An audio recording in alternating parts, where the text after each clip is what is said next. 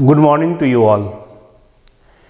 सबसे पहले मैं आप सभी लोग को थैंक यू कहना चाहता हूँ, क्योंकि दिन ब दिन यूट्यूब चैनल में बहुत ही अच्छा रिस्पॉन्स आ रहा है और almost I am going to approach the subscriber 200।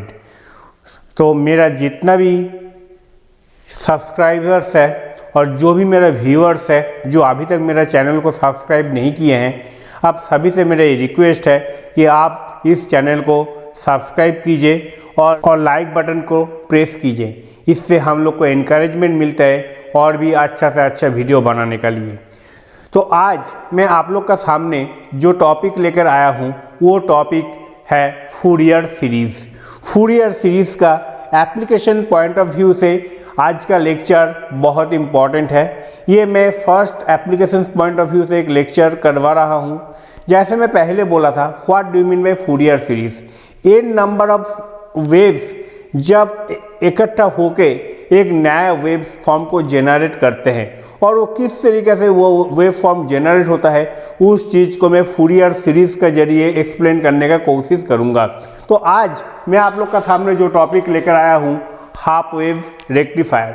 What do you mean by half wave rectifier? Suppose this is a circuit,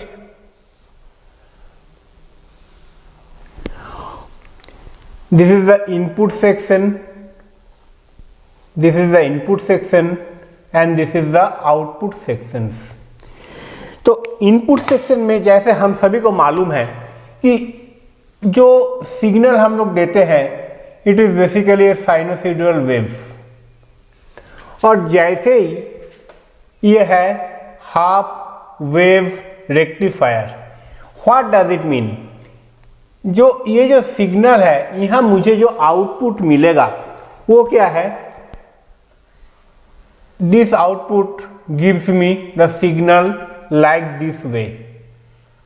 that means यहां का जो ये जो इनपुट सिग्नल में ये जो पॉजिटिव साइकिल और नेगेटिव साइकिल, इस तरीके से मैं दो तरीके को डिवाइड कर लूं तो it only gives me the positive cycle. और यहाँ पर ऐसे कुछ सर्किट डायग्राम में ऐसे कुछ हम लोग का कनेक्शन होता है जो फिल्टर्स लगा हुआ रहता है जो नेगेटिव साइकिल्स को इल्यूमिनेट कर देते हैं। तो ये जो है this is the experimental point of view. Theoretically हम लोग उस चीज को देखने का कोशिश करेंगे, तो इसी चीज को हम लोग थ्योरेटिकली एक्सप्लेन करने का कोशिश करेंगे। तो हम लोग को जो चीज समझना जरूरी है वो है फूरियर सीरीज, और फूरियर सीरीज इसका थ्योरेटिकल बैकग्राउंड बताएगा। तो चलिए देखते हैं किस तरीके से ये फूरियर सीरीज इसमें एप्लीकेबल होता है। जैसे मैं आपको पहले बोला था कि फूरियर सीरीज जो है it gives you a generalised equations. वो जनरलाइज्ड इक्वेशंस क्या है? Ex is equal to a naught summation n is equal to 1 to infinity an cos nx plus bn sin nx। ये एक वेव फूरियर सीरीज के एक equations है, और ये इक्वेशंस को मैं मॉडिफाई करके आज आप लोग का सामने ये दिखाने का कोशिश करूंगा कैसे ये हाफ वेव रेक्टिफायर को जेनरेट करते हैं। Suppose e omega t is equal to e naught sine omega t. यहां पर आप एक चीज को अच्छी तरीके से देखिए कि यहां पर जो है, यहां पर हम लोग इसको दो लिमिट में डिवाइड कर लिया। इसको हम लोग दो लिमिट में डिवाइड कर लिया। जैसे सपोज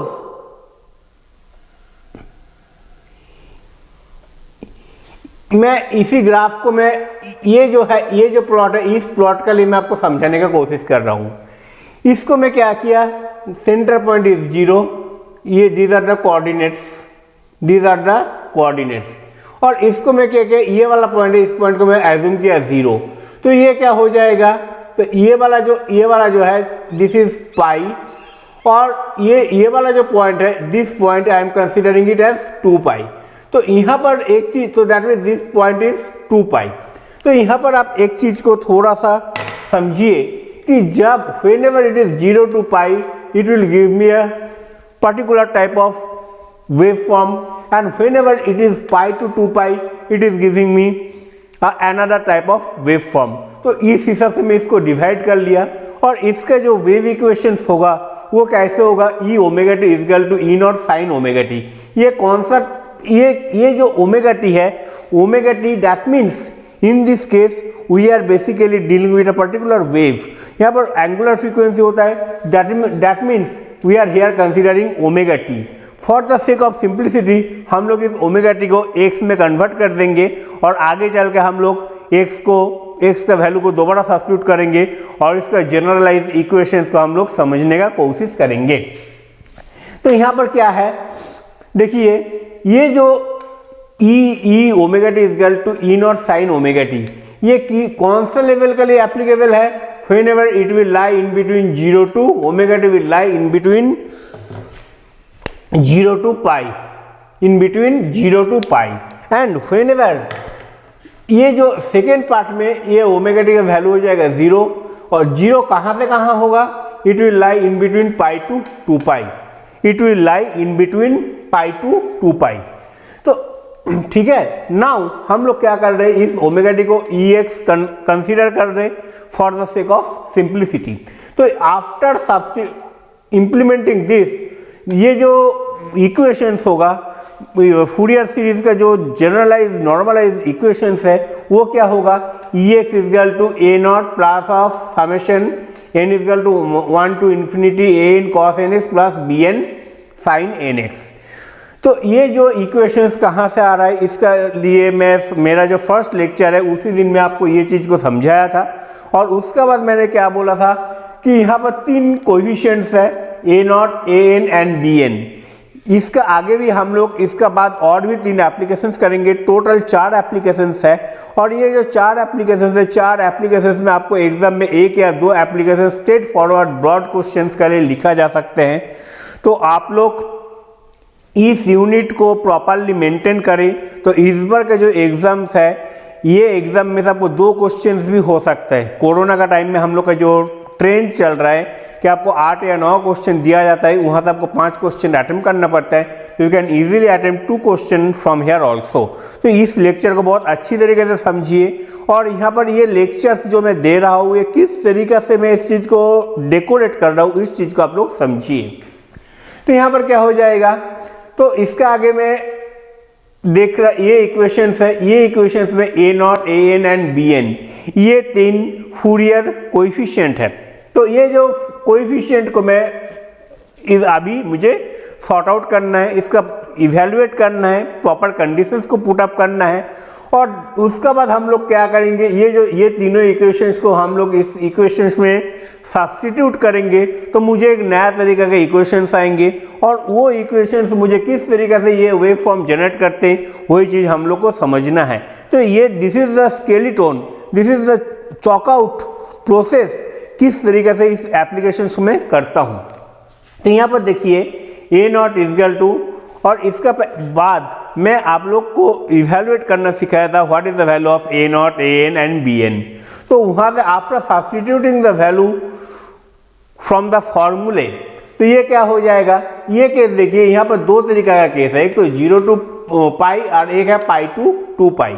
तो e naught upon 2 pi 0 to pi sine x d x plus e naught upon 2 pi, limit को देखिए, लिमिट को मैं यहाँ पर 2 हिस्से में डिवाइड कर लिया, पाई टू 2 पाई 0 dx। तो ये वाला टर्म टोटली 0 आ जाएंगे। तो यहाँ पर क्या हो जाएगा, e naught upon 2 pi minus of cos x 0 to pi plus 0। इसके बाद क्या कर रहा हूं, ये यहाँ पर after substituting the value, limit value, in this case what we are going to get, e naught upon 2 pi minus of cos pi plus of cos 0। इसके बाद क्या है, then after substituting the value we are going to get the value of a naught, it is equal to e naught upon pi। तो इस तरीके से मैं सबसे पहले क्या किया, I am evaluating the value of a not. इसी तरीके से मैं ए एन का भी वैल्यू निकालूंगा, और now a n is equal to e naught upon 2 pi 0 to pi sine x cos n x d x plus e naught upon pi pi to 2 pi 0 cos nx dx। okay, so now here what we are implementing, we know 2 sin a cos b is equal to sin a plus b plus of sin a minus b। यहाँ पर हम लोग क्या कर रहे हैं, we are substituting the value, this value in this case, ये वाला टर्म तो 0 हो जाएगा, ठीक है। This term will get vanish automatically. तो हम लोग क्या करेंगे, we are substituting the value from here to here, sine n plus 1 x minus of sine n minus 1 into x by 2 dx plus 0, then integrating this part minus of cos nx by n plus 1. See, this is sin integration of, as we know, integration of sin nx is equal to minus of cos x. ठीक है, तो यहाँ पर जो this minus and this minus would get plus, okay, तो यहाँ पर क्या हो जाएगा, cos n minus 1 into x by n minus 1 0 to pi. Then what we are going to do, now we are substituting the limit over here, cos n plus 1 into pi n plus 1 plus of 0 जैसे substitute किया, cos 0 is equal to 1 by n plus 1. Similar तरीके से यहाँ पर भी हम लोग ये वाला लिमिट का वैल्यू पुट अप कर दिया। अब क्या हो गया, ई नॉट अपॉन पाई, देखिए ये दोनों टर्म को मैं एक साथ, कॉस वाला टर्म दोनों को मैं एक साथ लिख लिया, और 1 minus 1 by n plus 1 and 1 minus n minus 1, ये दोनों टर्म को मैं एक साथ कर लिया। Now if I evaluate this, तो यहाँ पर क्या हो जाएगा, n plus 1 into n minus 1, तो यहाँ पर क्या हो जाएगा, n minus 1 minus of minus n minus 1, plus का जाएगा माइनस हो गया, ओके। तो आप नाउ यहाँ पर क्या है, दिस टर्म, इसको मैं इवेल्युएट कर लिया और यहाँ पर मैं लिख लिया। यहाँ पर थोड़ा सा अटेंशन दीजिए, जैसे cos of n plus 1 into pi is equal to minus of 1 into n to the power n plus 1, this is the known value, this is the value of cos n plus 1 into pi and this is the value of cos n minus 1 into pi. यहाँ पर आप देखिए ये दोनों term को आप if you substitute 1 square हो जाएगा, तो ये क्या हो जाएगा, प्लस 1 हो जाएगा, और ये क्या हो जाएगा, 0, something to 0 is equal to 1। तो इस तरीके से मैं क्या लिख सकता हूँ, this is equal to this, this is equal to this. अब मैं क्या किया, यहाँ पर जो है n प्लस 1 को मैं n माइनस 1 से रिप्लेस किया, then I am taking the common from it, तो यहाँ पर क्या हो जाएगा, cos n minus 1 into pi 1 by n minus 1 minus of 1 by n plus 1 minus of this term remains as it is. अब इसको मैं सिमिलर तरीके से, देखिए यही टर्म था, इसको मैं इवेल्युएट किया तो मेरा पास ये टर्म आ गया, तो इसी तरीके से मैं इसको, इस टर्म को लिख लिया। Now what I am doing, I am taking common,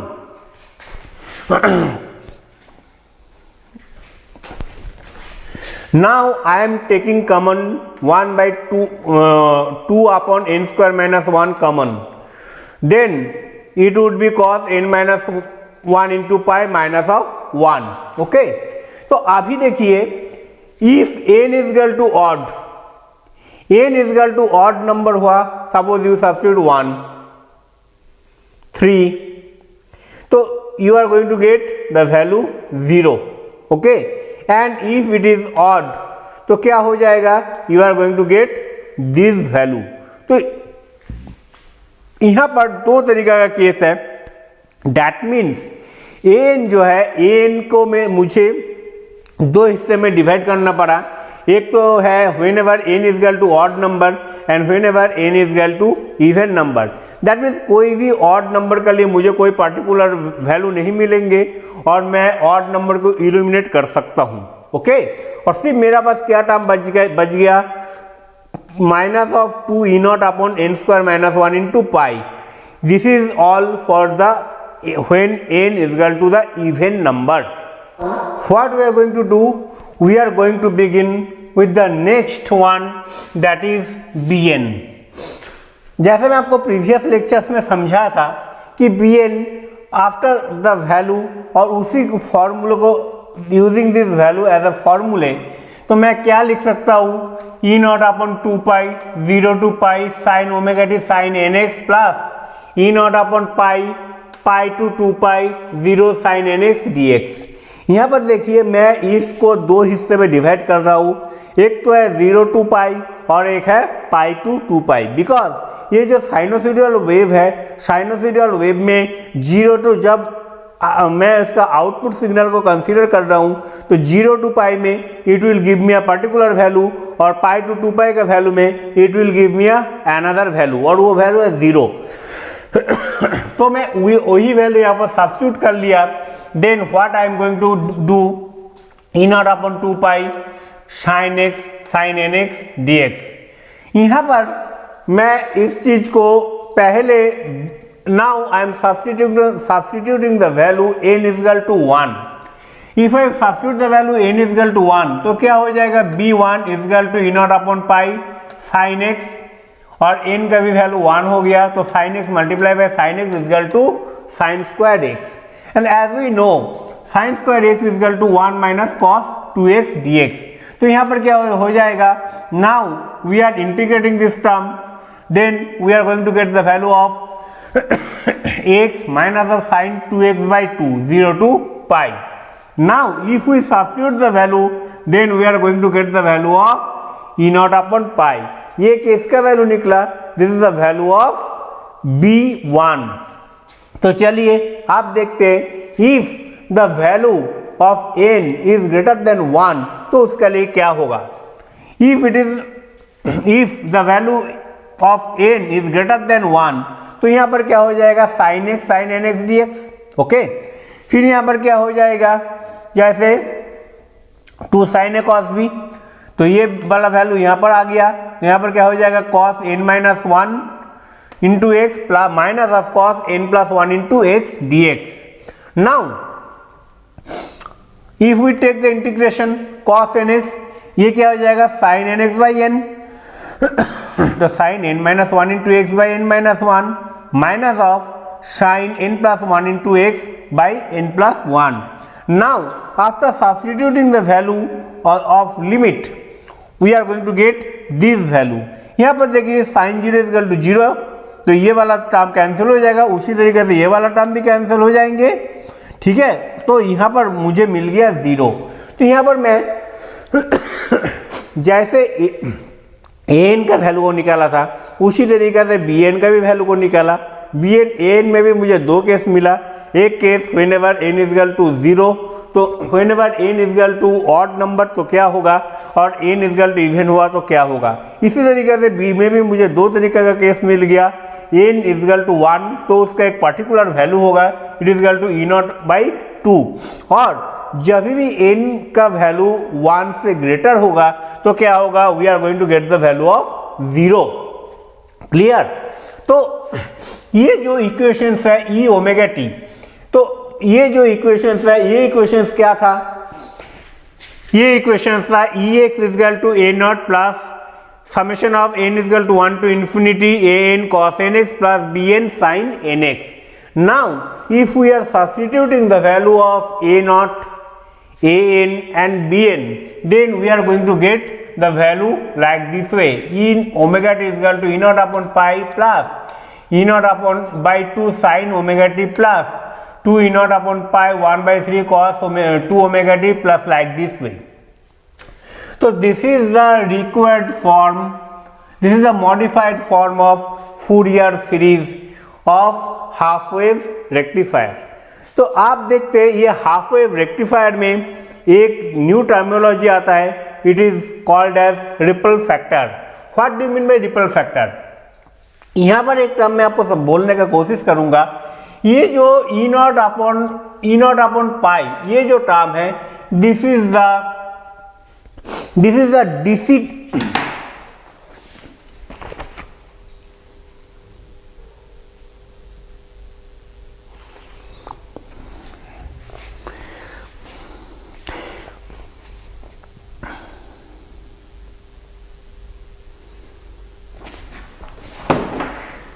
this is the amplitude of cos 0, so this is a DC component in it। इसी ये जो इक्वेशंस है, ये इक्वेशंस में ये वाला जो टर्म है, this is a DC component in it, and the remaining term it will be the AC component on it। तो यहां पर मैं देखूंगा what is the exact value। तो what do mean by RF, It is AC volt in rectified voltage divided by DC volt in rectified voltage. AC part को मैं किस तरीके से डिनोट करता है, E dash RMS by EDC. That means इसको मैं दो पार्ट में डिवाइड कर लिया, एक AC पार्ट एक DC part. E RMS is the RMS value of the output voltage of the rectifier. Okay, और यहां से मैं क्या लिख सकता हूं, E square RMS is equal to EDC plus E RMS. That mean इसके जो टोटल जो RMS वैल्यू है it is the addition of DC component plus AC component. तो आफ्टर तो इसका स्क्वायर वर्क कर लिया. Now I can write E dash RMS is equal to E square DC minus of E square RMS. So DC is this R is equal to E square RMS by E square DC. Okay, that means what we are going to do, we are dividing these equations, we are dividing this total equation by E square DC. Okay, तो यहां पर क्या हो जाएगा, square DC minus of 1. So R is equal to E square RMS by E square DC minus of 1. So in half wave rectifier we know E RMS is equal to E naught by 2. If we substitute the value then we are going to get the value of R is equal to 1.21. तो ये जो component है that means ये जो rectifier है, half wave rectifier है, half wave rectifier का जो आउटपुट है it is the assembly of two part. One is DC part, another one is AC part. If we substitute the value of E RMS then we are going to get the value of 1.21. तो आप लोगों का पास half wave rectifier को derive करने बोला तो you have to write down the total component, total part. You have to find out the value of E RMS. तो I think all of you have enjoyed the lecture, और इस lecture को आपको अच्छा लगे इसको लाइक शेयर और subscribe जरूर करना. Thank you very much.